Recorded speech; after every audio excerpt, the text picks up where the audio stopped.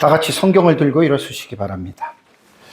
봉독해 드릴 하나님의 말씀은 창세기 27장 41절에서 46절 말씀까지를 제가 봉독해 드리겠습니다. 이것은 하나님의 말씀입니다. 그의 아버지가 야곱에게 축복한 그 축복으로 말미암아 에서가 야곱을 미워하여 심중에 이르기를 아버지를 곡할 때가 가까워온 즉 내가 내 아우 야곱을 죽이리라 하였더니 맏아들 에서의 이 말이 리브가에게 들리매 이에 사람을 보내어 작은 아들 야곱을 불러 그에게 이르되 내 형 에서가 너를 죽여 그 한을 풀려 하니 내 아들아 내 말을 따라 일어나 하란으로 가서 내 오라비 라반에게로 피신하여 내 형의 노가 풀리기까지 몇 날 동안 그와 함께 거주하라. 내 형의 분노가 풀려 내가 자기에게 행한 것을 잊어버리거든 내가 곧 사람을 보내어 너를 거기서 불러오리라. 어찌 하루에 너희 둘을 이루랴. 리브가가 이삭에게 이르되 내가 햇사람의 딸들로 말미암아 내 삶이 싫어졌거늘 야곱이 만일 이 땅의 딸들 곧 그들과 같은 햇사람의 딸들 중에서 아내를 맞이하면 내 삶이 내게 무슨 재미가 있으리까. 아멘. 네, 앉으시기 바랍니다. 오전 예배 시간에는 이제 에서가 아버지 이삭에게 자신도 복을 빌어줄 것을 이제 눈물로 간청한 또 그 사실에 대해서 여러분들에게 말씀을 드렸습니다. 에서는 아버지에게 야곱에게 빌어주었던 그 축복을 내게도 좀 빌어달라.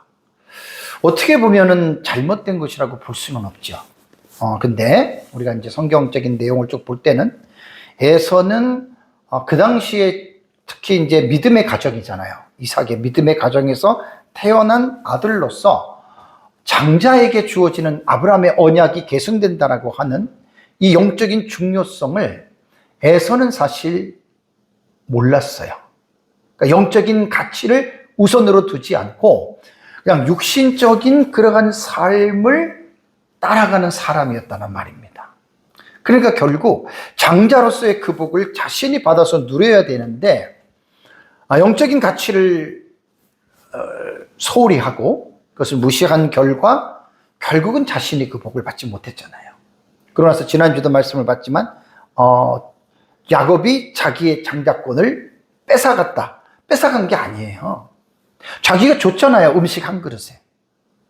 그러니까 참 에서는 영적으로 진짜 그 무지한 그러한 사람입니다. 그래서 아버지 이삭에게 내게도 복을 좀 빌어달라. 야곱에게 주어진 것처럼 자기도 좀 그런 복을 빌어주고 아버지가 나 빌 복이 그 하나밖에 없습니까? 그러니까 너무나 영적인 부분에 대해서 에서는 사실 여러분 모르는 겁니다. 그래서 이제 오전에 여러분들에게 말씀을 드릴 때 이삭이 야곱을 축복했지만 이삭은 사실 도구예요, 도구. 왜냐하면 복의 근원과 복의 수여자는 인간이 아니에요.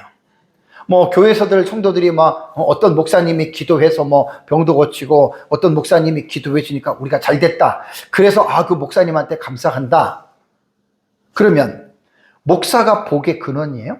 아니, 목사가 기도했기 때문에 목사의 능력으로 그 기도가 응답이 됐나요? 그거는 아니에요. 절대로 그렇게 생각하면 큰일 납니다. 하나님이 복의 근원이고 하나님이 복을 수여하시는 분이세요. 인간은 너나 할 것 없이 모두가 다 도구라는 것을 기억해야 됩니다. 그래서 이제 에서가 막 울면서 자기도 축복해달라고 했는데 이제 39절과 40절 이제 39절과 40절에 이삭이 에서를 위해서 그게 이제 기도는 아니에요. 그게 어떤 축복도 아니에요. 오전에 말씀을 드린 대로 앞으로 에서가 어떠한 사람이 되고 어떻게 살아갈 것이고 그의 후손들이 어떻게 될 것인가에 대한 예언적인 계시를 선언 혹은 선포했다고 보시면 돼요. 그러니까 야곱과 에서가 이삭의 쌍둥이 아들로서 태어났지만 야곱은 언약 안에 있는 사람이고 에서는 언약 밖에. 그래서 그게 정확하게 차이 나는 거예요. 그래서 39절과 40절에 이삭이 그러니까 에서의 삶을 그렇게 그 대답을 해서 말을 해준 것은요, 이 성령의 감동으로 한 말입니다. 성령의 감동으로. 그래서 이제 에서와 그의 후손들이 어떻게 살아야 될 것에 대해서 쭉 이야기를 하다가 39절에서 땅의 기름짐에서 멀고 내리는 이슬로부터 멀 것이다 라고 하는, 그러니까 28절의 내용과 똑같아요. 하늘의 이슬, 땅의 기름짐, 똑같은 단어인데 민이라고 하는 전치사가 똑같이 붙어 있어요. 근데 특징이 뭐냐면 39절에는 전치사가 두 개가 융합된 게 있잖아요. 그죠? 그 전치사가 빠졌단 말이에요. 그게 뭐냐면, 이게 빠져가지고, 그래서 이제 그 본문을 해석을 할 때, 그래서 이제 거기서 제가 그 단어가 들어가면, 그 전치사 단어가 들어가면, 결국은 이제 어떻게 되냐면, 메알이라고 하는 전치사 두 개가 붙었다 그랬잖아요. 그죠? 민하고 알이라고 하는. 그것이 들어가면, 민으로 쓰여졌던 전치사가 축복으로도 될 수도 있고 저주로도 될 수도 있다. 참 그게 기가 막힌 말이었어요. 그래서 제가 이제 그 부분에 대해서 여러분들한테 제가 이제 오전에 말씀을 드렸고, 그 다음에 이제 또 하나 40절에 내가 매임을 벗을 때에 그 멍에를 내 목에서 떨쳐버리리라. 이건 진짜 정말 이해하기 힘든, 그러니까 맞소라 사본이죠. 맞소라 사본. 맞소라 사본을 가지고 이제 우리 대부분 성경을 번역을 했거든요. 구약 성경 같은 경우. 그 맞소라 사본에 나타나는 단어, 제가 오전에 말씀을 드렸지만 그 단어로서는 그 의미를 끄집어내기가 너무 힘들어요. 그래서 이제 학자들은 하나의 사본만 보는 것이 아니라 맞소라 사본을 텍스트로 사용하되 거기에서 중요한 내용이 안 나오면 다른 사본들, 뭐 사본도 권위가 높은 게 있고 그다음에 조금 중간치가 있고 낮은 게 있고, 그러고 나서 이제 아까 오전에 말씀드린 대로 아람어 역본, 옹켈로스와 그다음에 예루살렘 아람어 번역들이 있어요. 그러니까 모세 오경을 갖다가 번역을 한 거거든요. 보통 1에서 4세기 동안에 이제 그렇게 썼던 건데, 근데 거기서 아람어역 같은 경우는 이제 번역을 할 때 원래의 그 사본에서 해석이 가미가 됐다 그랬잖아요. 그죠? 그래서 그것도 무조건 안 좋다 나쁘다 말할 수가 없는 게, 이미 저는 개역 신학자들이 옹켈로스나 예루살렘이 같은 그러한 아람어 역을 어떻게 쓰는지 저는 그걸 정리를 해서 봤거든요. 그래서 무조건 우리가 사용을 하면 안 되지만 유대 랍비들이 해석하는 정통들이 있어요. 그 다라시라 그랬잖아요. 그죠? 그런 정통으로 볼 때는 우리가 무조건 믿으면 안 되지만 충분히 참고해서 좋은 것들을 우리가 가져올 수 있다라고 하는 게 사실은 개역 신학자들의 학자입니다. 그래서 이제 개역 신학자들의 어떤 깊이 있는 주석들을 보면 사본을 하나만 보는 게 아니에요. 여러 가지 사본들을 다 봐요. 아람어 역본도 보고 라틴어 역본도 보고 다 보면서 그들이 이제 성경을 해석해 가는 것을 볼 때 정말로 배우는 게 맞습니다. 그러니까 이게 뭐냐면 내가 매임을 벗을 때에, 그리고 그 멍에를 내 목에서 떨치라고 하는 말은 뭐냐면 일단은 에돔은 이스라엘의 종이잖아요. 그죠? 근데 그 종로로서 할 때 얼마나 불편하겠어요. 그 멍에를 깨트려 버리고 싶잖아요. 그죠? 근데 그 멍에를 깨트려 버리는 것이 자기들이 깨트려 버리려고 하지만은 거기에서 그 해석적인 내용들을 보면 거의 학자들이 해석하는 게 뭐냐면, 이스라엘과 그게 이제 아람어 번역에 특히 이제 예루살렘이 번역도 그렇고 온켈로스 번역도 보면은 거기서 나오는 대로 이스라엘이 하나님의 율법을 버릴 때, 그들이 하나님 앞에 범죄할 때, 그때 이제 에돔 족속이 멍에를 떨쳐버리리라, 그런 뜻이었단 말이에요. 40절이. 그래서 이번에 설교를 준비하면서 그 39절과 40절에 정말 중요한 부분을 제가 공부를 하면서 이게 이런 뜻이구나라고 하는 것을 제가 이제 발견을 했습니다. 이제 이번 시간에는 오전 예배 시간과 이어지면서 창세기 27장 마지막 단락입니다. 이번 시간까지 제가 창세기 27장을 8시간 동안, 한 달 동안 지금 결국은 이제 이 본문을 제가 이제 살핀 건데요.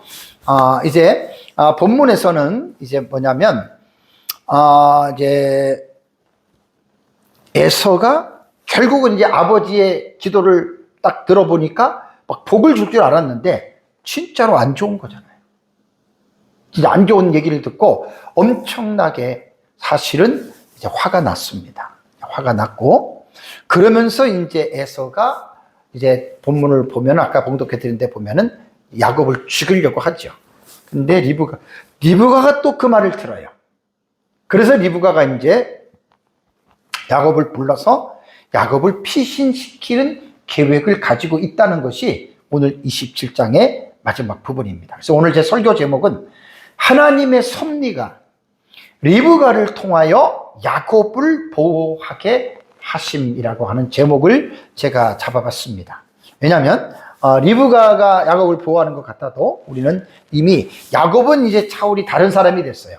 아버지 이삭으로부터 언약의 축복의 계승을 받은 이후부터는 완전히 야곱은 하나님의, 그전에도 그랬겠지만 완전히 하나님이 야곱과 함께, 그와 함께 그를 축복하는 자를 축복하고 저주하는 자를 저주하는, 완전히 하나님이 야곱과 함께 붙들고 이제 하나님께서 역사를 하십니다. 그러니까 지금 오늘 본문에처럼 야곱의 위기 상황이잖아요. 형이 자기를 죽이려고 하는 그 위기 상황 속에서 결국은 이제 어떻게 잃어간 부분들이 이루어지느냐라고 하는 이 부분을 가지고 하나님의 말씀을 이제 보겠습니다. 자, 우선 41절을 가보시면 그의 아버지가, 에서의 아버지죠, 야곱에게 축복한 그 축복으로 말미암아 에서가 야곱을 미워하여서 심중에 이르기를 우리 아버지를 곡할 때가 가까웠은즉 내가 내 아우 야곱을 죽이리라, 이 내용입니다. 41절입니다. 그러니까 오전에 봤던 대로 막 눈물로 간청하고 아버지 내게 축복해 주세요, 축복해 주세요. 회개는 아니에요. 그러니까 오직 축복만 받으려고 하는 이기적인 마음이죠. 그 자기의 이제 아버지의 말을 들어보니까 어둡잖아요. 좀 안 좋은 얘기잖아요. 무거운 짐만 사실 야곱이 짊어지게 됩니다. 차라리 몰랐으면 괜찮죠. 그런데 이제 아버지로부터 이 어두운 인생의 미래를 들었던 야곱은, 에서는 끔찍한 생각을 마음에 담습니다. 그게 이제 41절의 이 내용입니다. 죽이리라. 근데 죽이리라고 하는 말이 단순히 첫 번째 죽은 게 든 게 아니라 그의 아버지가 야곱을 축복한 축복으로 말미암아 에서가 야곱을 미움에서 시작된 그 미움에서부터 이제 그 출발을 한 거죠. 이것도 이제 사실 에서가 정상적인 사람 같으면 자기 잘못을 봤어야죠. 자기가 잘못했기 때문에 자기가 동생에게 장자권을 팔았잖아요, 음식에. 그럼 자기가 뉘우치고 자기의 잘못을 돌려야 되는데 전혀 어리석고 무지한 사람들은 자기를 못 봅니다. 항상 상대방만 탓합니다. 근데 그 미움을 가지고 있다가 그 미움이 어떻게 발전이 되느냐, 그 미움이 본문에 보면 에서가 심중에 이르기를 그랬잖아요. 그죠? 와이고메르, 그리고 그가 말했다, 에서가 말했다, 그 다음에 베 리보예요. 이 베는 전치사예요. 영어로 말하면 인이에요. 이 리보는 레브, 마음이에요. 마음. 그러니까 마음 안에. 그러니까 이제 심중이에요. 심중. 에서가 마음속으로, 이게 내적인 독백입니다. 내적인 독백이에요. 독백. 그러면서 그 독백이 어떻게 발전이 되냐면 죽이리라. 이거는 하라크의 와우계속법, 이거는 그냥 접속사예요. 와우계속법이 아니라 접속사 갈미완료가 되는 거예요. 내가 죽일 것이다 라고 하는. 이게 이제 미래지만 의지적으로는 이제 결단을 그렇게 한 겁니다. 너는 내가 꼭 죽일 거야, 이렇게. 그래서 에서의 마음에 미움이 결국은 동생을 죽여야 하겠다. 내가 저놈은 죽인다 이거예요. 여기서 우리는 뭘 봐야 돼요? 에서의 마음의 밭이 어떤지를 우리가 볼 수 있잖아요. 아무리 화가 나도, 여러분 아무리 기분이 나빠도 자기 동생을 죽인다? 웬만해서 하기 힘든 생각입니다. 그죠? 웬만한 사람들은 이런 생각하기 힘들어요. 내가 너를 안 보고 원수가 되면 원수가 되는데 죽여버리겠다. 그러니까 에서가 외향적인 기질을 가지고 들사람이라고 그랬고 사냥을 좋아하고 하는데, 그게 원래 에서의 기질과 성품 자체가 그런 사람이었다는 말입니다. 그러면서 이제 그 영적인 것도 이제 그 영적인 성향으로 볼 때에도 육적인 데를 따라가는, 그 영적인 것들에는 어떤 그 무지한 사람이에요. 그러니까 영적인 걸 귀하게 여기지 않아요. 그냥 장자의 명분이 그렇게 중요한데도, 야 배가 고프니까, 야 내가 배고픈데 장자가 뭔 필요 있어, 그래 네가 장자야, 이런 사람이었다는 말이에요. 그래서 제가 지난번에도 말씀을 드릴 때 로마서 8장 5절 6절은 육신을 따르는 자는 육신의 일을, 영을 따르는 자는 영의 일을 생각하나니, 기본적이잖아요. 그죠? 육신의 생각의 결과는 사망입니다. 영의 생각의 결과는 생명과 평안입니다. 그러니까 에서는 영을 중요시한 게 아니에요. 왜냐하면 그리스도인들은 너희가 영에 속한 자라고 바울은 분명하게 말을 했거든요. 그러면 영의 생각을 하는 삶을 살아요. 영의 생각. 영의 생각은 생명과 평안이란 말이에요. 생명과 평안. 그러니까 사람이 어떤 생각을 하느냐에 따라서 그 사람의 행동과 그 사람의 말이 드러나잖아요. 그렇죠? 그 영적인 사람들은 항상 영적인 어떤 그러한 아름다운 모습들이 드러나고, 육적인 사람들은 전혀 그렇지 않다라고 하는 말입니다. 그래서 육신의 생각은 결국 자신의 동생인 야곱을 죽여야 되겠다. 그런데 여러분, 이 마음이 언제까지 가는 줄 알아요?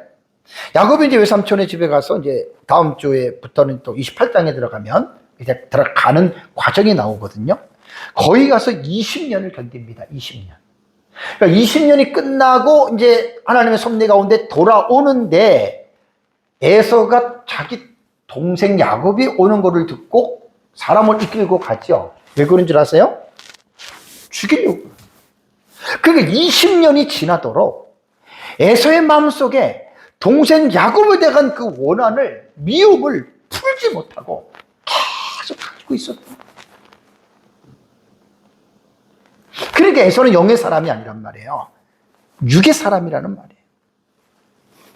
사실 우리 그리스도인들이 세상에 살면서 로마서 8장 12절과 14절에 중요한 말입니다. 그러므로 형제들아 우리 빚진 자로 돼 육신에게 져서 육신대로 살 것이 아니냐. 육적인 삶을 살아가지 말라는 거예요.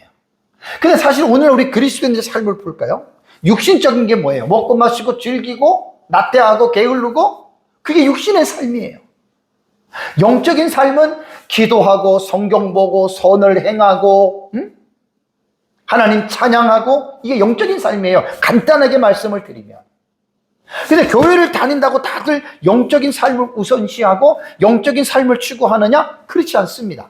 육신에 속해서 육신적인 일을 저도 그렇고 여러분들도 그렇고 우리는 많이 그렇게 살아갈 수가 있습니다. 그러면서 바울은 로마서 8장에서 너희가 육신대로 살면 반드시 죽는다. 결과가 안 좋다는 거예요. 육신적인 생각도 하지 말고 육신적인 삶도 살지 말아라. 왜냐면 반드시 죽는데, 그러면서 하나의 그 제안이 뭐냐면, 영으로서 몸의 행실을 죽이면 산다. 여기서 영은 성령입니다. 우리 안에 거하시는 성령. 그 성령의 능력으로 자꾸만 우리 속에서 떠오르는 죄악된 욕망들, 죄된 어떤 이런 육적인 것들을 자꾸만 죽여야 돼요. 쳐서 복종시켜야 돼요.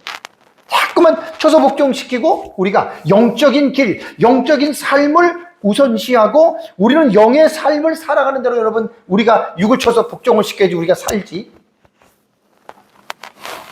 구원은 받았다고 하면서 우리가 세상에 살면서 육적인 삶에 빠져가지고 육신적인 삶을 살아보세요. 그러니까 그런 사람들은 하나님께 영광을 못 돌리고 하나님의 영광을 가리우는 삶을 여러분 살아갑니다. 자, 에서가 심중에 이르기를 죽이리라. 근데 여러분 그 다음 절을 볼까요? 42절을 보면 맏아들 에서의 이 말이 리브가에게 어떻게 해요? 들리매라는 말이 나옵니다.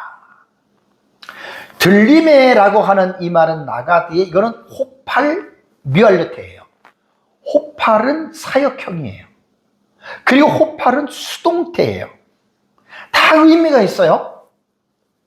여러분한테 제일 말한 게 칼 얘기를 했고, 그 다음에 히트파일 얘기를 했고, 그 다음에 피엘도 얘기했고, 그 다음에 호팔도, 호팔은 지금 이제 몇 번 얘기를 안 한 것 같아요. 왜냐하면 이건 사역형 수동태는 거의 몇 번 안 나와요. 그러니까 이게 뭐냐면, 여기서 이제 사역형 수동태라고 하는 말은 뭐냐면, 사역이라고 하는 말은 시키는 거잖아요. 그죠? 그러니까 누군가에 의해서 수동태니까 들렸는데 들려졌다는 거예요. 자기 스스로가 들은 게 아니라. 이게 이제 호팔, 수동태로 지금 이렇게 우리가 단어를 우리가 지금 해석을 하거든요. 근데 본문을 보면 누가 리브가에게 에서가 야곱을 죽이겠다라고 하는 그 말에 대한 행위자는 안 나옵니다. 그냥 들렸다라고 하는 말이 나옵니다. 여기서 우리는 이 문장 속에서 드러나 있지는 않지만 이 문장 속에 있는 의미를 우리는 읽을 수 있는 영적인 해안이 필요해요. 이게 뭐냐면 하나님의 섭리로 우리는 당연히 봐야 됩니다. 그러니까 누군지는 몰라요. 그래서 이제 어떤 학자들에게 보니까 이걸 신적 수동태라 해요. 신적 수동태. 제가 헬라어 할 때 신적 수동태, 그때 계시록 할 때 많이 말씀드렸죠. 그렇죠? 신적 수동태는 문장에 주어가 나오지 않을 때, 문장에 주어가 나오지 않고 그 내용이 하나님과의 관계된 일이라면 그거는 완전히 그 신적 수동태예요. 제가 그 에도세, 맞아요. 예. 에도세 한참 제가 그때 계시록 할 때 많이 말씀드려요. 왜냐면 에도세가 종종 나와요. 근데 문장에 주어가 안 나와요. 그럼 100% 신적 수동태예요. 그러니까 하나님이 그것을 하게 했다라는 말입니다. 그러니까 이것도 뭐 신적 수동태로 봐도 제가 볼 때는 틀리다고는 볼 수는 없지만 어쨌든 우리는 여기서 뭐냐면 하나님의 섭리, 누군가에 의해서 했지만 모르잖아요. 우리는 이것을 하나님의 특별한 섭리로 보는데 하나님께서 왜 이렇게 섭리를 하셨느냐? 야곱이 어떤 존재입니까? 아브라함과 이삭을 이어 언약의 3대 족장으로 이미 방법은 조금 불이했지만 불미스러웠지만 이미 언약의 축복의 계승권을 받았잖아요. 그러니까 하나님은 이제 야곱을 더 긴밀하게, 더 가깝게. 하나님은 야곱을 도울 수밖에 없고 지켜줄 수밖에 없는 거예요. 갑자기 이제 그 언약의 축복식 사건이 끝나고 에서가 죽이려는 계획을 따라 하나님은 멀리서도 아시는데 왜 모르겠습니까?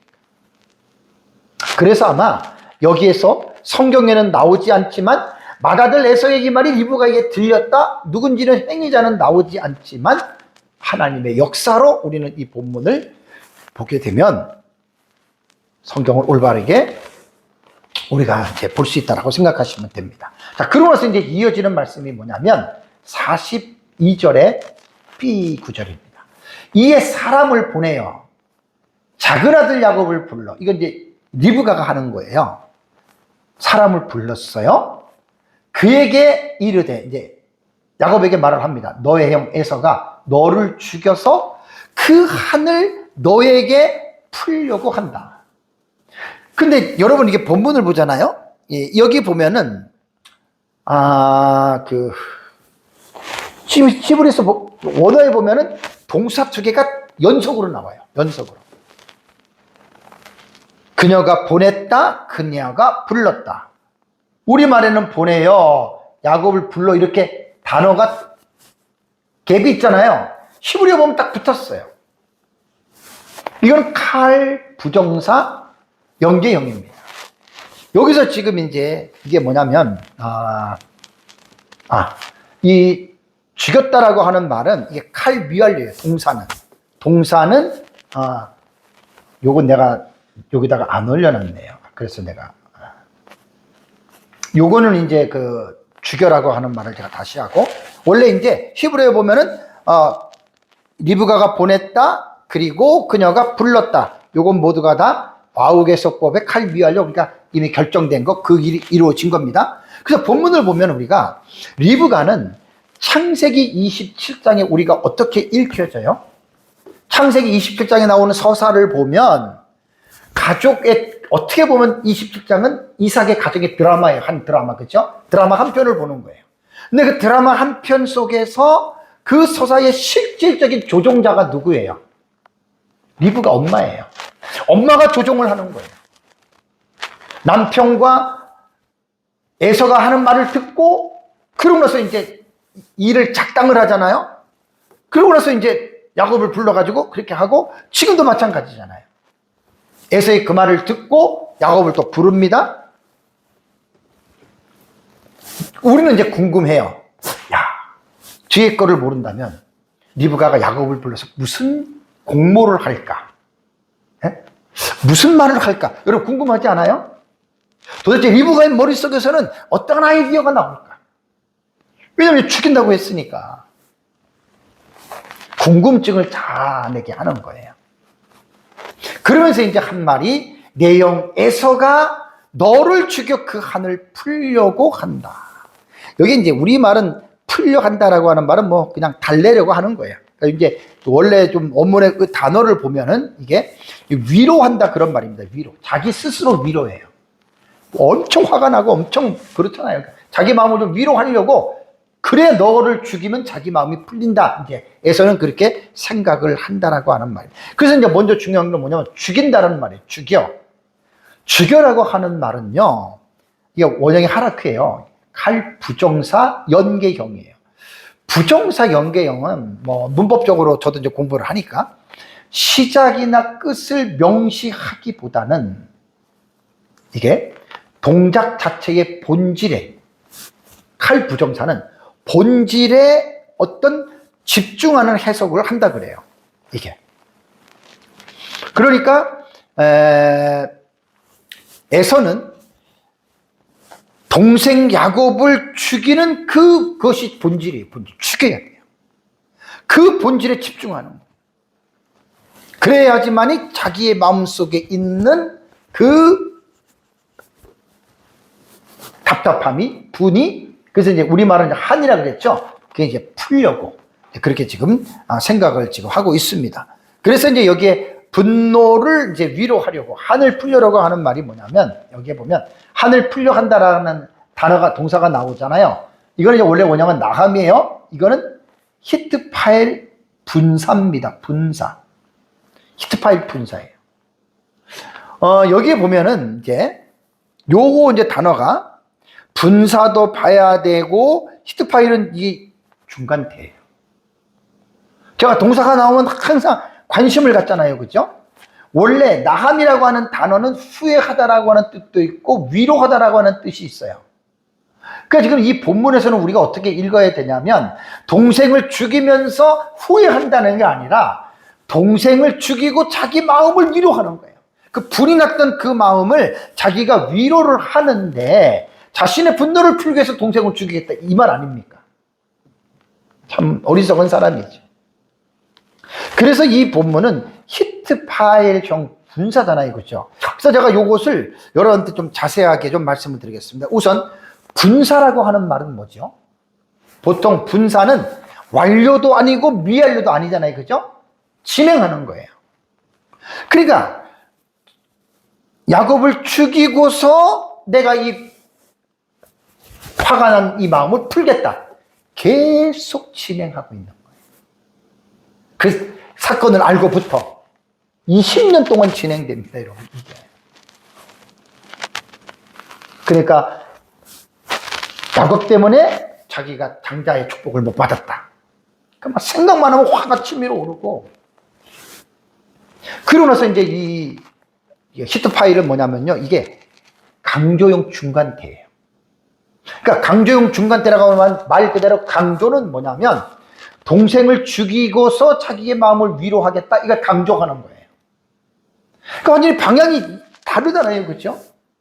자기 마음을 좀 숙려의 기간을 갖고 자기 자신을 돌아보면서, 아까 로마서에 말씀하신 것처럼 영으로서 육신의 행실을 죽이면 되는데 그런 걸 못하는 거예요. 끝까지 너 내가 죽일 거야. 중간태의 의미는 뭐라 그랬죠? 중간태는 억지로 하는 게 아니에요. 자기 자신을 위해서 하는 거예요. 그러니까 여기서 우리가 중간태의 의미를 볼 때 뭘 느낄 수가 있냐면 에서의 마음이, 에서의 마음이 양심의 가책조차도 없는 거예요. 반드시 내 동생을 죽여야 된다라고 하는 그 에서의 악함을 여러분 우리가 볼 수가 있습니다. 그것을 강조한다라고 하는 말이죠. 결국 어떻게 되냐면 에서가 야곱을 죽이려고 하는 것은 자신의 분노, 미움에서부터 시작이 된 거예요. 그리고 자기 안에 있는 분노, 그 미움으로 인한 분노, 이거를 자기 자신이 치료하고 회복시키기 위해서 택한 방식이 내가 너를 죽일 거야. 이 말입니다. 심리학적으로 볼 때는 에서의 자기 안에 있는 그 큰 분노를 그것을 치유하기 위해서는 내게 분노의 감정을 일으켰던 원인자인 동생 야곱을 죽여야 돼. 심리학적으로는 이렇게 우리가 볼 수가 있는데 얼마나 여러분 이게 하나님 앞에서 끔찍한 일입니까? 이제 이 말을 지금 리브가가 야곱에게 한 말이에요. 그러면서 이제 43절을 보세요. 내 아들아, 내 말을 따라 일어나. 항상 리브가는 지시자잖아요. 조종자예요. 이것도 지금 뭐냐면 명령형입니다, 여러분. 내 말을 따라 일어나라고 하는 말이요. 그 다음에 피신하여 있죠. 피신하여. 요게 세 동사가 전부 다 명령형입니다. 명령형. 명령을 한 거예요. 야곱은 사실 우리가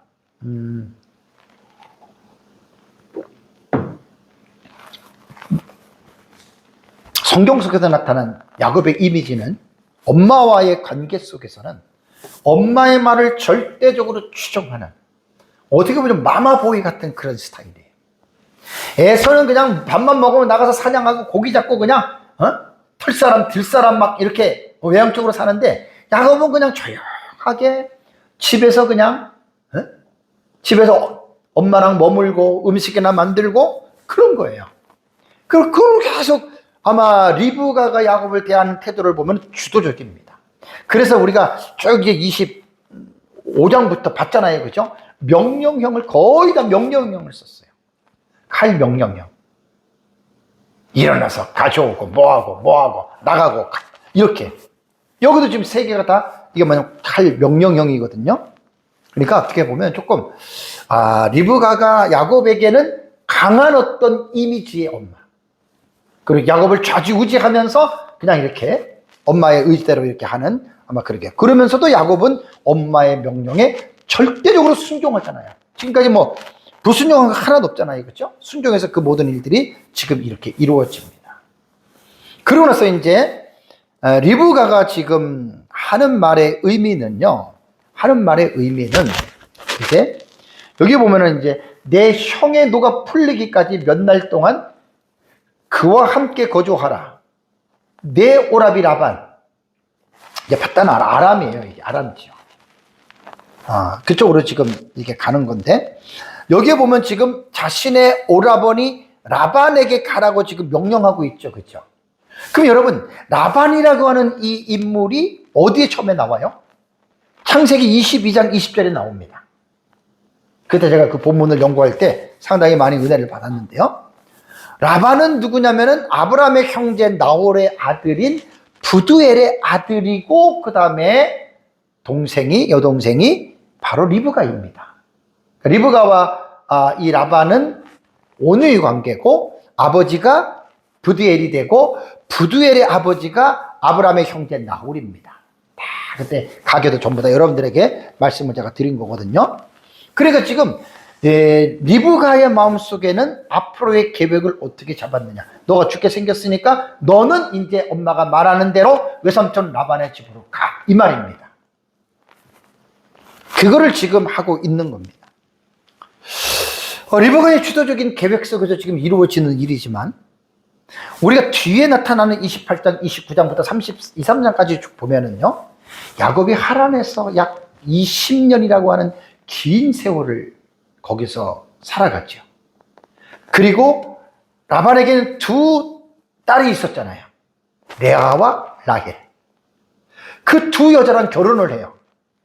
그것도 야곱이 달라는 게 아니라 라반이 그렇게 줘요. 내 두 딸을 네가 다 차지해라. 그 기간이 14년이 걸리고, 그리고 또 거기서 레아와 라헬의 여종들이 있잖아요. 빌하와 실바. 빌하와 실바까지 또 야곱의 부인이 돼버립니다. 첩이 돼버립니다. 그리고 거기서 이제 12명의 아들과 디나를 낳아요. 자, 그걸 보면 리브가의 머릿속에서 나오는 플레인 같지만 뒤에 나오는 28장부터 33장의 내용을 좀 미뤄 볼 때는 그래도 리브가가 아무래도 영적인 여인이라고 하는 것은 우리가 무시할 수 없습니다. 하나님과 그만큼 믿은 면이나 그만큼 리브가는 영적인 여인이에요. 그러니까 남편 이삭이 그 장자에 대해서 장자권의 그 축복을 할 때도 야곱을 해야 되는데 에서를 하려고 하잖아요. 그걸 지금 리브가가 나와서 다 막은 거 아니에요. 어떻게 보면 야곱과 리브가의 이 심리적인 기질을 보면 아마 주도적인 인물이 이삭이 아니고 리브가였습니다. 어떻게 보면 여자가 이제 그 부부들도 보면 여자가 이렇게 리드하는 스타일이 있어요. 그러니까 이삭과 아마 리브가의 가정은 아마 리브가가 모든 것들을 이렇게 아마 이렇게 이끌고 가는 아마 그러한 주도적인 그러한 것이라고 볼 수가 있습니다. 어쨌든 우리는 이것을 볼 때 여기서도 우리는 성경에는 나오지 않지만 하나님의 섭리를 우리는 보아야 돼요. 그래서 제가 이제 뒤에 33장까지 보면은 하나님의 섭리 속에 우리는 이 일이 진행되는구나 라고 생각하면 됩니다. 그런데 여기서 이제 리브가의 생각이 다 옳은 것은 아니에요. 물론 야곱과 거짓을 공모해서 하는 것, 그거는 하나님의 뜻이 아니죠. 목적은 올바랐지만 그 목적을 이루어가는 과정은 그건 절대로 선한 게 아닙니다. 여기서도 지금 리브가가 뭐라고 얘기를 하냐면 내 형의 노가 풀리기까지 몇 날 동안만이 몇 날 동안 그와 함께 거주하라 그렇게 말을 했거든요. 히브리어로 보면 여기 보면은 임모라고 하는 말은 그와 함께, 그 다음에 여기서 야밈은 원래 욤이라고 하는 것이 날인데 여기에 임이 붙어요. 임이. 이건 복수라는 말이에요. 복수. 그 다음에 이게 아하딤이라고 하는 말은 원래 아하드가 숫자로 원 하나예요. 원 하나. 여기에도 복수가 붙었어요. 하나들. 그러니까 이제 단수에서 원에서 복수가 되는 거죠. 이거를 이제 우리말 속에서는 뭐냐면 몇 날 동안 그와 함께 이렇게 번역을 한 거예요. 몇 날 동안 그와 함께. 그와 함께 몇 날 동안만 있어라라고 하는 말입니다. 몇 날 동안만 있으면, 그러니까 어느 정도만 그냥 너가 오래되지는 않고 조금만 있으면은 이제 너의 형의 마음이 풀릴 것이다. 노가 풀리기까지. 이 말이잖아요. 그죠? 그러니까 날들의 어떤 기간을 아주 성격은 이제 형의 분노가 풀리기까지, 그러면서 그 기간은 몇 날이다. 리브가는 사실 짧게 생각한 거예요. 짧게 생각을 했는데, 실제적으로 여러분 20년 지났다 그랬잖아요. 그러니까 리브가가 이 말을 할 때 20년으로 걸릴 것을 알았을까요? 몰랐을까요? 전혀 몰랐어요.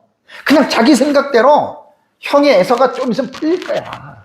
그러면 내가 사람을 보내서 부를 때까지 너는 외삼촌의 집에 가 있어. 이렇게 된 겁니다. 실제적으로 보면 20년이라고 하는 기간이 지난 거예요.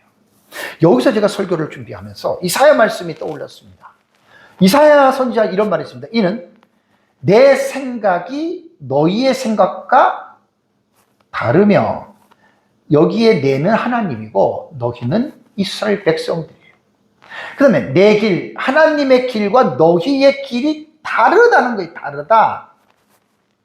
그러면서 연속적으로 이어지는 말씀이 이는 하늘이 땅보다 높음 같이 내 길은 너희의 길보다 높으며, 여기 이제 앞에 거를 부연 설명으로 하는 거예요.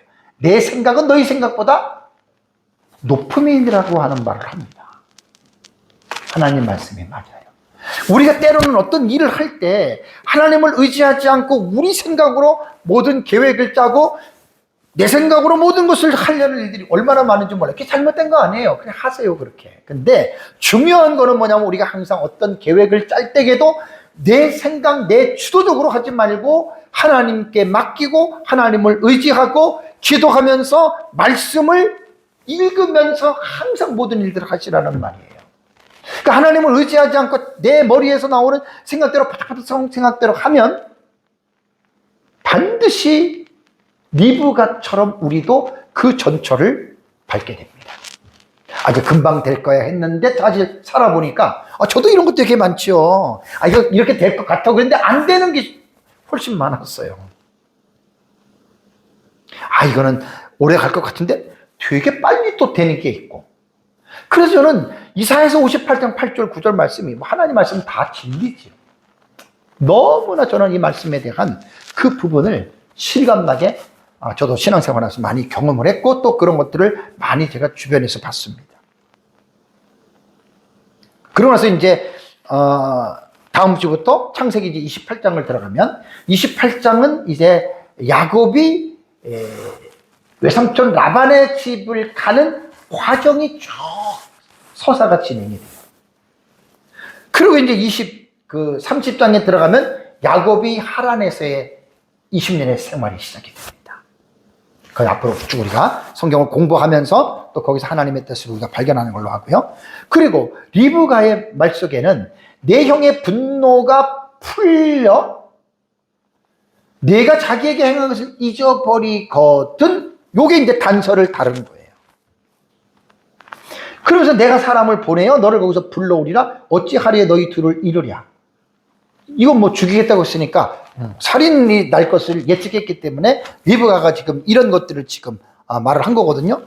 여기서 이제 중요한 거 하나 우리가 볼 수가 있는 게 뭐냐면 내가 그에게 행한이라는 말이 있죠. 그죠? 여기 보면 내가 자기에게 행한 것, 내가는 야곱이잖아요. 야곱이 에서 형에게 행한 것을 기억하니까 지금 죽이려고 한 거고, 여기서 내가 그에게 행한 것을 야곱 너가 그에게 형에게 우리가 속였잖아 이 말입니다. 여기서 보면 리브가도 자기가 한 행동을 옳다라고 인정하는 게 아니에요. 당연히 옳은 게 아니죠. 자기들도 목적은 성취했지만 그 목적을 성취하는 과정이 잘못됐다라고 하는 걸 리브가도 알고 있고 야곱도 지금 알고 있는 거예요. 그러면서 이제 에서가 그 분을 잊어버리기를 기대하는 마음이 있는 거죠. 여기서 잊어버리거든이라고 하는 말도요. 이게 이제 미래적 완료형이에요. 미래적. 그냥 넘어갑시다. 이제는 여러분들 안 듣고 내가 간단하게 의미만 설명을 할게요.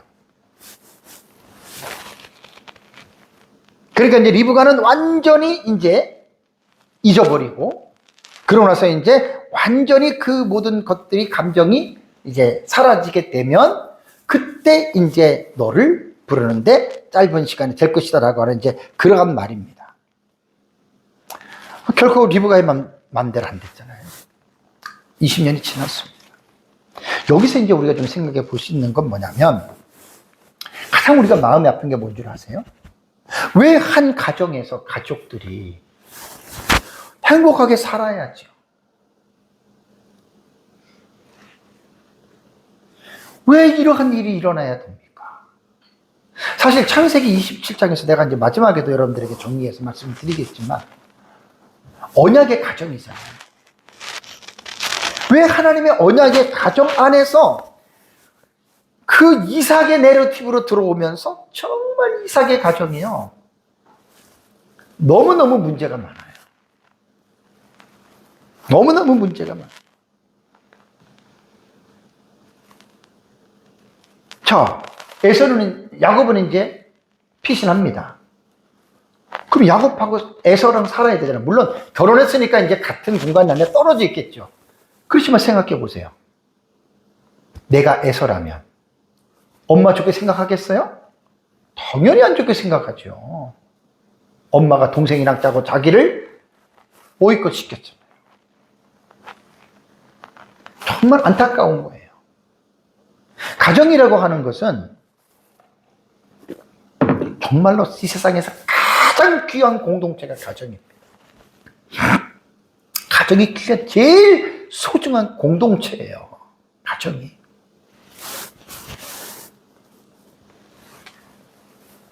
그때 말씀 제가 드리지만 완전한 가정 없고 완전한 가족의 구성원들이 없어요. 다 문제 있어요. 그래서 이삭의 가정에서 일어나는 불미스러운 일들이 있잖아요. 반면교사로 삼아요. 반면교사. 안 좋은 일들을 우리가 좋은 쪽으로 우리를 바라보면서 우리가 그런 것들로 우리가 이제 그런 것에서 벗어날 수 있는 여러분 그러한 삶을 여러분 우리가 살아야 됩니다. 그때 가서 제가 마지막 정리할 때 말씀드리고요. 마지막 부분이 46절입니다. 46절에 이제 리브가가 이삭에게 말을 합니다. 뭔 말을 하느냐? 내가 햇사람의 딸들로 말미암아 내 삶이 싫어졌다. 에서가 40세의 족속의 여인 둘 부인으로 삼았잖아요. 중혼했어요. 중혼. 두 명 여자. 그러면서 이제 뭐라고 말을 하냐면 야곱을 또 연결해서 말하는 거예요. 야곱은 이때까지 결혼 안 했습니다. 한 70 하나, 76, 요 정도의 나이라 그랬어요. 적은 나이 아닙니다. 야곱이 만일 이 땅의 딸들과 그들과 같은 햇사람의 딸들 중에서 아내를 맞이하면 내 삶이 내게 무슨 재미가 있으리까? 요 말을 한 거예요. 싫어졌다? 재미가 있을까? 이거를 지금 남편에게 지금 이 말을 하는 겁니다. 근데 여러분 46절은 27장의 지금 마지막의 부분에 와 있어요. 사실 어떻게 보면 장을 구분하는 것도 웃긴 거예요. 왜냐하면 구약성경과 신약성경의 장을 최초로 구분할 때가 12세기예요. 절까지 구분한 것은 15세기예요. 그 이전에는 원래 원본에는 장도 절도 구분이 없이 그냥 쫙 쓴 거예요. 두루마리에. 이게 이제 12세기에 장을 구별하고 15세기에 절까지 이제 구분해가지고 결국 지금 우리가 이제 장과 절을 구분하지 원래는 그 장과 절을 그렇게 나누는 게 아니에요. 그냥 이 글을 내용을 읽고 문맥적으로 이해를 하면 돼요. 문맥적으로. 근데 문맥적으로 이해를 하면 우리가 50장에서 어디 하면 말하기 뭐하니까 숫자를 1, 2, 3, 4, 5, 18 해가지고 17장, 19장, 25장 하면 딱딱 금방 우리는 커뮤니케이션이 잘 될 수가 있는 거예요. 그런 차원에서 우리가 장과 절을 쓰는 거지 내용 자체를 우리가 45절에서 자르고 46절에 자르고 이거는 별 의미 없어요. 그냥 문맥을 통해서 우리는 읽으면서 우리 나름대로 그 문맥들을 정리하는 게 그것이 여러분 중요한 겁니다. 그래서 여기서 장으로 이제 있으니까 우리가 무시할 수는 없고요. 46절은 뭐냐면요. 27장에 이제 마지막이 되면서도 그 다음이 28장이잖아요. 그죠? 요 28장으로 넘어가는 가교 역할을 해요. 가교.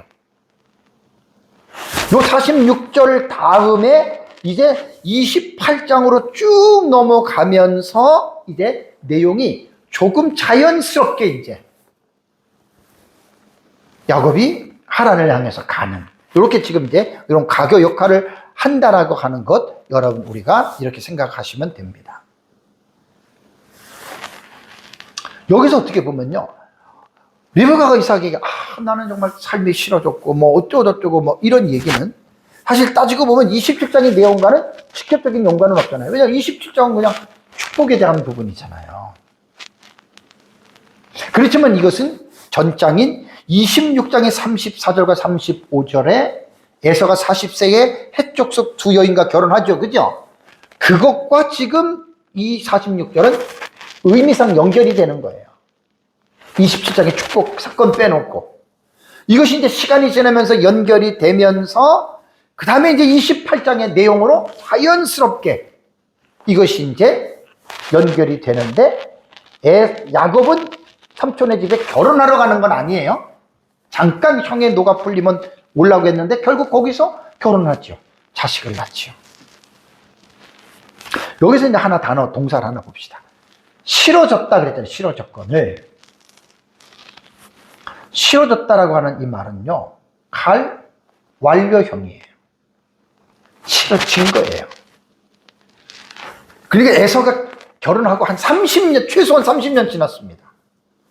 요 쿠츠라고 하는 여러분 이 단어는 몹시 싫어하는 거예요. 단순히 싫어하는 게 아니라 소름 끼칠 정도로 싫다는 거예요.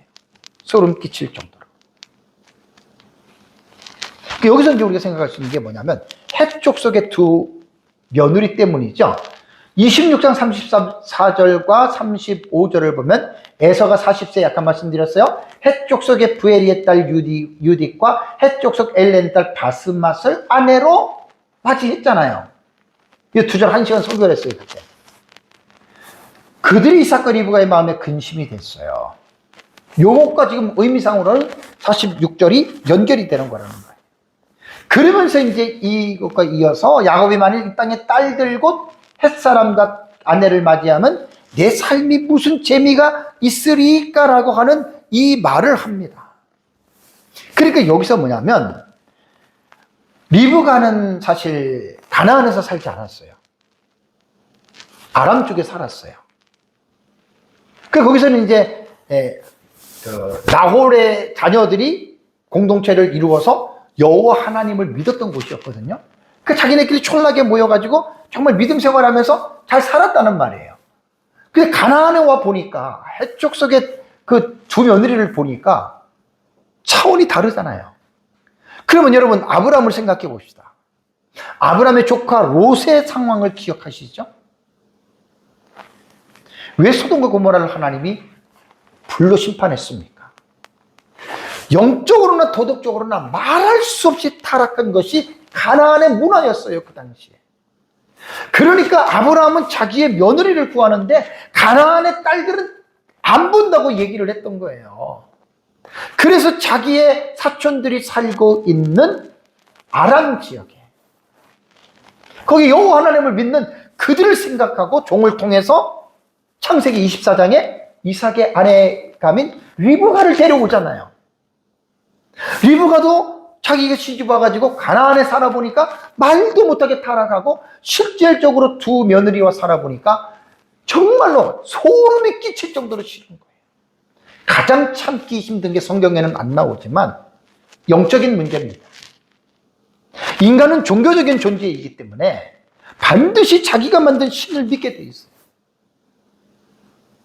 이삭과 그 가정은 여호와 하나님을 믿는 믿음의 가정입니다. 믿음의 가정에 우상을 섬기는 며느리 둘이 들어왔어요. 물론 인간의 인격과 성품과 기질에 따라서 차이가 있겠지만 영적인 것들도 인간의 성격으로 또 나타나게 돼 있어요. 그러니까 믿음을 가졌던 리브가가 당연히 소름이 끼칠 정도로 싫을 수밖에 없었다는 말입니다. 사실 오늘 46절에서 가장 중요한 의미 있는 내용은 뭐냐면요, 야곱에 대한 염려입니다. 에서는 이미 저질러진 거잖아요. 지가 그렇게 했잖아요. 야곱은 아직 결혼을 안 했잖아요. 여기서 내 삶이 내게 무슨 재미가 있으리까라고 하는 말은요, 차라리 죽는 게 낫다라는 좀 과장을 하면 이런 뜻이라 그래요. 만약에 야곱이 헷족 속의 중에서 아내를 맞이하면 차라리 나는 죽는 게 낫다. 과장하면 이런 표현이라 그래요. 그래서 여기서 이제 학자들은 뭘 보냐면 리브가가 왜 지금 남편에게 이런 말을 했겠느냐. 상당히 이걸 화용론이랄게요. 화용론. 문장 속에 담겨 있는 의도를 끄집어내는 게 화용론일 거예요.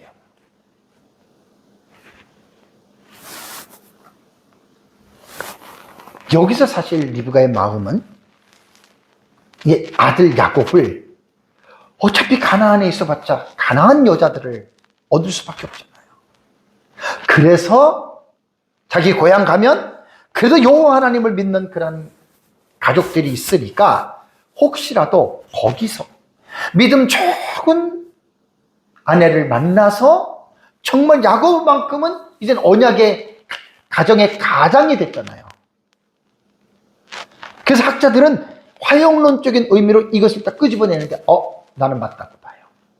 그러면서 그것을 이제 야곱이 이제 이삭이 어때요? 눈이 잘 안 보이지만 아마 그 이삭을 조금 이제 어떤 이러한 것들을 근거로 해서 야곱을 아마 바단 아람 쪽으로 외삼촌 집으로 이제 보내려고 하는 의도도 있다라고 이렇게 말을 하는데 상당히 저는 합리적이라고 생각합니다.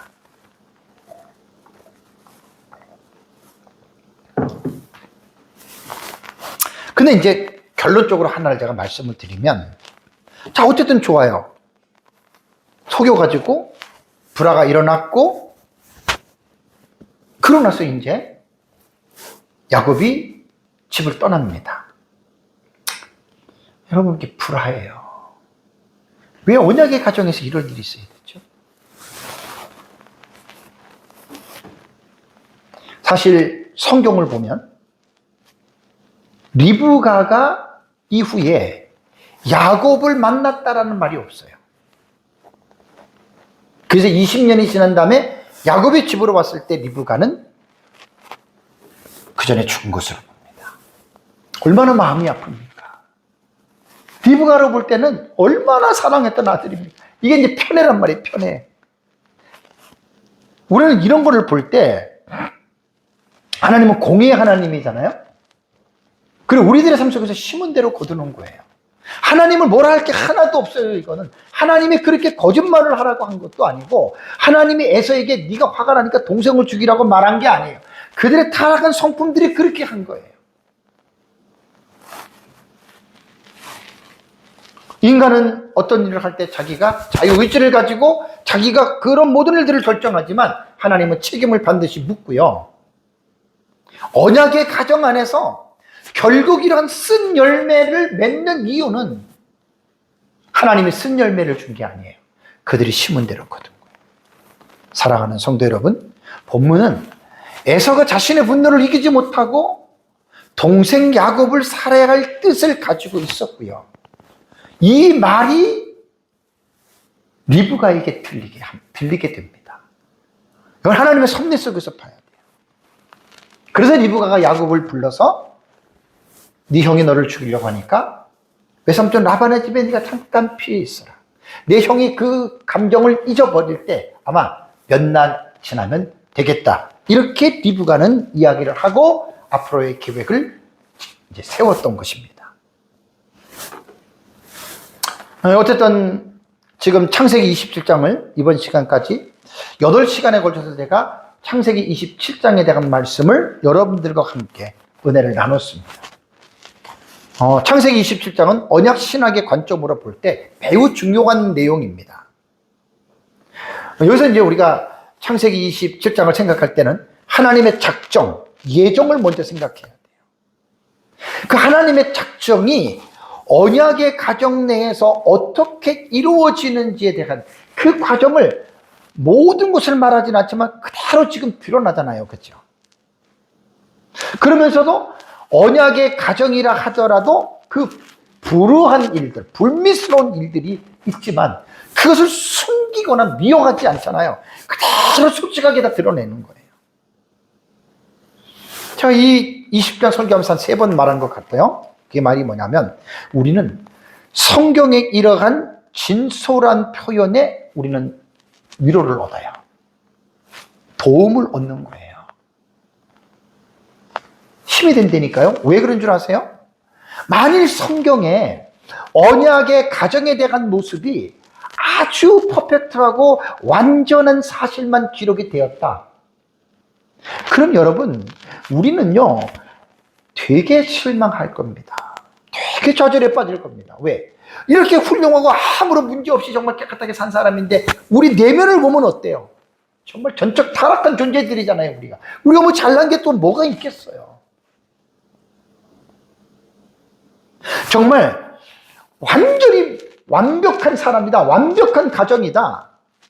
물론 그것이 우리에게 하나의 어떤 거울이 되고 도움이 돼서 어떤 이정표를 삼고 살아가면 되겠지만 사실은 이 세상에는 완전한 사람도 없고 완전한 가정도 없습니다. 똑같습니다. 아니 성경을 보면 어떨 때 언약의 안에 있는 사람들이 우리보다 더한 경우들이 되게 많아요. 왜 그렇겠어요? 하나님은 이 세상에서 완전한 자는 없기 때문에 성경은 그런 것들을 숨기지 않아요. 성경은 그런 것들을 숨기지 않고 다 그대로 진솔하게 다 드러냅니다. 유다가 며느리 다말과 함께 낳은 자식이 예수님의 여인의 후손을 낳는 족보에 올라가잖아요. 기생 라합도 그렇고 롯도 그렇고 다윗이 빼앗은 밧세바를 보세요. 거기서 솔로몬이 나오잖아요. 여러분 어떻게 생각하세요? 정말 우리끼리는 조금 감추고 싶은 스토리 아니에요? 여러분? 좀 감추고 싶잖아요. 근데 성경은 안 감춰요. 적나라하게 솔직하게 다 그것을 드러내요. 왜요? 바로 우리들 위로하는 거예요. 그리고 반면교사를 삼는 거예요. 반면교사. 우리에게 그러한 일들이 없도록 그렇게 조심하라라고 하는 이제 그러한 말입니다. 어쨌든 우리는 이삭의 가정을 비판하고 판단하는 자가 되면 안 돼요. 어느 누구도 이삭의 가정을 비판하고 판단할 사람 하나도 없습니다. 하나님 나라의 사상과 관점으로 정리해가면 우리가 하나님을 믿고 하나님의 뜻을 순종하는 가운데에 수단과 방법이라고 하는 과정을 무시하지 말자라는 거예요. 27장을 마무리하면서. 그래서 리브가와 야곱이 거짓을 공모한 것에 대해서는 절대로 우리는 정당화시켜서도 안 되고 합리화시켜서도 안 된다는 거. 목적이 선하면 과정과 방법도 선한 길로 우리가 잘 여러분들이 생각을 하시고 또 우리가 그렇게 늘 과정을 중시하면서 바르게 살아가시기를 주님의 이름으로 축복합니다. 다 같이 함께 기도하겠습니다.